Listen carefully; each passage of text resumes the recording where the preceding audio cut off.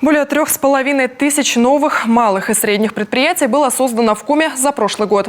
Всего же индивидуальных предпринимателей и самозанятых в республике сейчас 105 500 человек. Об этом рассказал глава Коми. Все они получают поддержку в рамках профильного нацпроекта. В прошлом году общая сумма 289 миллионов 700 тысяч рублей. Более половины средства федерального бюджета.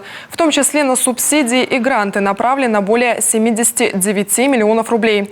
Важно, что в числе получателей были 15 аграриев, 40 социальных и 5 молодых предпринимателей. А 2 бизнесменам республика помогла выйти на межрегиональные рынки.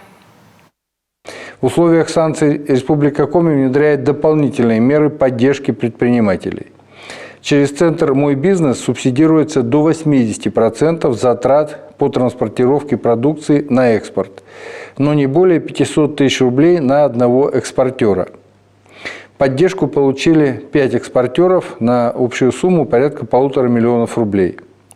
Предоставляются льготные микрозаймы по антикризисной программе на 2 года. Предельная сумма микрозайма увеличена с 1 до 3 миллионов рублей, и в первый год ставка составляет 1% годовых. Те же представители малого и среднего бизнеса, что пострадали от санкций, могут получить займы на оплату труда сотрудников сроком до 2 лет по ставке 0,1% годовых.